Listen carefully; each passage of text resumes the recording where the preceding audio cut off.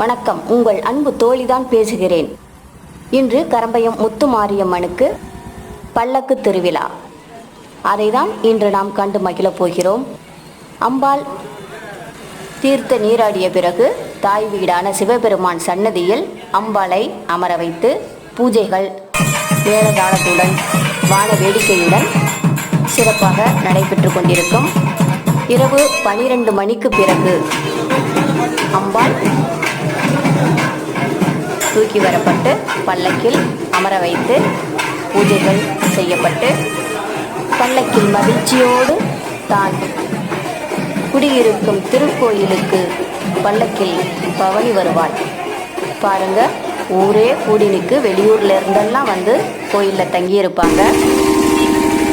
அவங்க எல்லாருமே அம்பாளை பல்லக்கில் காண ஆவலோடு இருப்பார்கள்.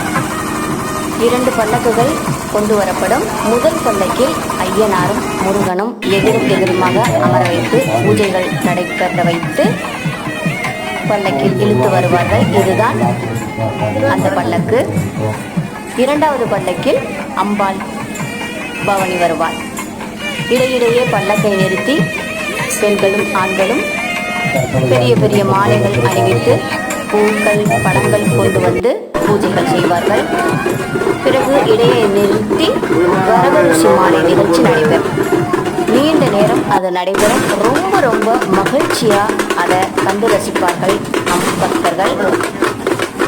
உலகமே இதை பார்த்து கண்டு ரசிக்க வேண்டும் என்றும் அம்மனின் அருள் பெற வேண்டும் என்றும் தான் இந்த வீடியோவை நான் எடுத்து அனுப்புகிறேன்.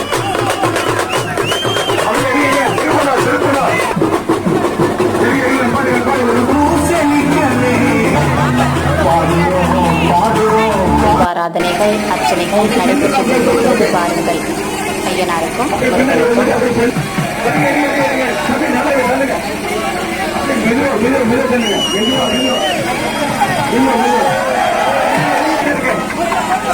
இது சென்ற பிறகு பின்னால் வந்து கொண்டிருக்கும் அம்பாளுக்கு வரவரிசை மாலை நிகழ்ச்சி நடைபெறும்.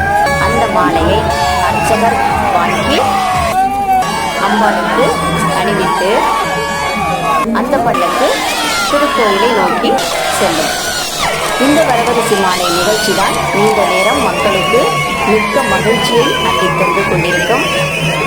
அர்ச்சகர் மாலையை வாங்கி அம்மனுக்கு அணிவித்து விட்டார்.